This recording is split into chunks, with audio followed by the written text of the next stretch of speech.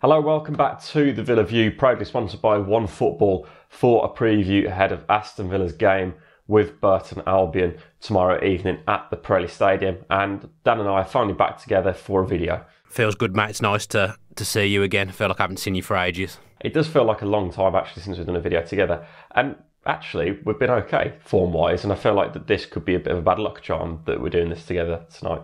Yeah, well, it is an away game as well. We're not as competent away from home, are we? So there's a chance that we could go back to the bad levels away from home. But I'm hopeful after the recent run of form, actually, that we've learned our lessons in the Championship now, and we know what we're doing finally. As always, the OneFootball app, you can go and download it. There's going to be a link below to get that. So you're going to check it out now for the Burton Albion game. We're going to go over to news and we can see a little bit about them if you want to read that. But more importantly, go over to their season, sitting 19th in the league so far, 9 points to their name. Brentford just below them. They've got a -9 goal difference, conceded 15 already this season, one of the highest in the league. They're not scoring many either.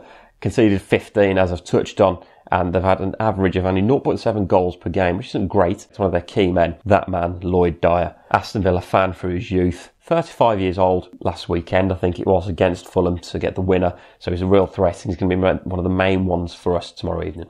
Forest game at the weekend, what did you make of that? For me, watching it from a Forest perspective in terms of work and whatever, I thought that Villa weren't great, but I thought we were actually performed quite well because we sort of bit back. That's what we've shown a little bit more recently, is we're biting back when we're under the cosh. We've bit back instead of letting the pressure come towards us too much, then ended up conceding. That's the main takeaway from me. I mean, from what I saw of it, I mean, obviously I was at a wedding on Saturday, so I haven't seen the whole 90 minutes. I've just seen the highlights yesterday, albeit I was very, very hungover. But I thought in the first half we looked bright and we looked sharp, and arguably could have had some more goals. To be fair, I thought Codger looked good, and I think one thing that was levelled at him last season was he was too greedy.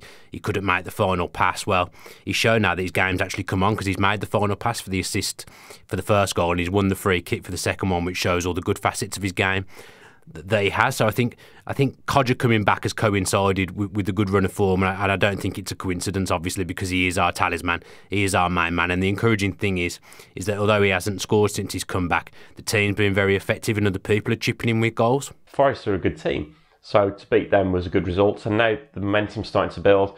More clean sheets. Obviously we didn't get a clean sheet on Saturday, but before that we've had a few. Defensively we look a lot better. The goal we did concede though against Forest, I was disappointed with, I must say. Yeah, but I think, we'd had a good run of clean sheets before that. At some point we were always going to concede. The thing is now, like you've said, is when we do concede, we actually look like we can bite back. And I know it's quite a simplistic way of looking at things, but you look at the last two games, so Barnsley away and Forest at home, we picked up 2 points from the corresponding fixtures last season, and we've gone and got 6 this season. So I think I know it's a simplistic way of looking at it, as I say, but I think the strides we've made in 12 months are starting to come to the fore now. I do hope so. Burton, obviously tomorrow evening, Pirelli Stadium. They've beaten Fulham there already this season, got a good result against Norwich away from home as well, but then mixed bag, losing away at Leeds United 5-0, drawing 0-0 against QPR, which is a good result as well, the way this season's gone as well. Tough place to go, Burton, to be. I know it sounds cliche to say that, but it's a small ground. Pitch probably won't be the best. It could be a blustery evening, bad weather. It's not an ideal place to go, but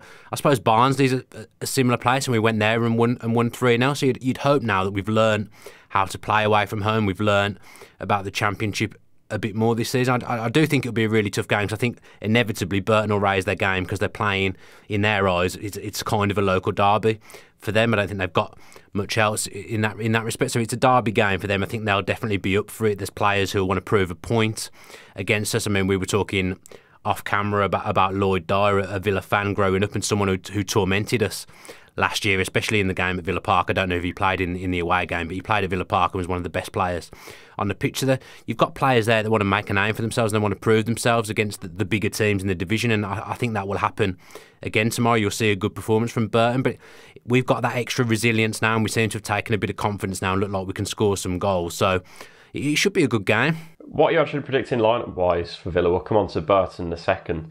I think we'll keep it the same. I think if we were going to make some changes, it would possibly come on Saturday. Now I think the momentum's there with that 11, obviously having won 2 games, so I think Steve Bruce won't want to make too many changes unless he absolutely has to. I mean, people have saying about Whelan coming out, but if Lansbury's injured and Jednak's injured, I'm not sure there's Onuma and Hourihane. You need someone who's a bit more of a sitter in that midfield, and I'm not sure Onuma's got the discipline at the moment to do that, and you don't want Hourihane to have the shackles put on him again because he's had them released and he scored goals, as you've already said, with the stats. So I'd be surprised if there was any changes unless there's an injury we don't know about. Do you agree? Do you think there'll be any changes for this game? It had me wondering, actually. I thought it might be the same, but then Robert Snodgrass, I thought, looked tired on Saturday, so he potentially might come out a bit. I don't know. Onuma might come in potentially on that side where Snodgrass has been playing so far. It depends how Bruce sees this. For me, we need to go out there and play like we did against Barnsley in terms of trying to play the counter-attacking football. I think that's what we need to do to actually get a result there. Well, I had a quick look at the OneFootball app, give them a little plug there before we came on, and did this possession-wise. I think they've only averaged about 44% this season, Burton, so I imagine they're going to let us have the ball and they'll be the ones who'll want to counter-attack, which I don't know. I don't know whether that does suit us, to be honest. It'll be interesting to see with this 4-4-2, whether when a team lets you have the ball, whether we will be able to deal with that and we will be able to play on the front foot. I mean, Steve Bruce is talking like that's what he wants to do now, which is encouraging, because to be fair, he wasn't really saying that kind of thing before, but I think it's clicked now, or he's been told behind the scenes that he has to change. It looks like we are now 4-4-2. I mean, as I've said in the podcast, I don't think that's a long-term solution for us, but whilst things are going well, whilst we're winning games, we'd be silly to change it, to be honest. But yeah, I think Burton will let us play, and it'll be interesting to see how we deal with that. What are you predicting then, Dan, for the fan score? I noticed at the moment that I am doing really well. I'm rocketing up that league now. And now the half-time score for Saturday. Where are you now? I'm about 220th, I think. I've definitely moved right up there again. I'm shifting up the places. I think I'm 144th, so I'm still ahead of you. I didn't see Rolinson on there, so I'm not sure where he is. I really don't know what to predict, to be honest. I've not thought about it too much, which isn't great for coming on before a preview show. Obviously, we're recording the podcast tonight, so I've been concentrating on that, although saying that I've done no notes for that either, so a good day all round from me. I'll go for a 1-1 in the hope that we'll actually snatch it and win, but I'll go a cagey 1-1 for now with my prediction sit on the fence. Yeah, I'm going to go over 1-1 as well, actually, to be honest. Was going to pick it before you even said it, but I'm backing Jonathan Codger to get his first goal of the season as well. If you're on such good form, I'll go like for like and go for Codger for first goal as well. That was actually what I'd planned to say next, but then obviously you've got there before me. I'm predicting the 1-1 just because when was the last time we won 2 away games in a row? Actually, maybe we did last season in that mini run that we had in the second half of the season, but it doesn't happen often, does it? So I'll go for a cagey 1-1, but I do think this is a very, very winnable game, and it's a game that we should be winning and we should be looking to win. Yeah, we desperately do need the win for that. Dan, we've been joined together for once for a preview. It's a miracle in itself. I know. We're like Davis and Codger. The shackles are off now. We've got the two up front doing it together, so there's a strike partnership blossoming. If you have enjoyed this video, then please do drop us that like below, comment on your thoughts ahead of the game, and subscribe to The Villa View. Your post notifications on if you are new to The Villa View. If you enjoyed that video, why not watch another one? Click the video choices on screen now to go and watch them in full. And don't forget to subscribe. Click on our logo there on the left and press subscribe. Easy.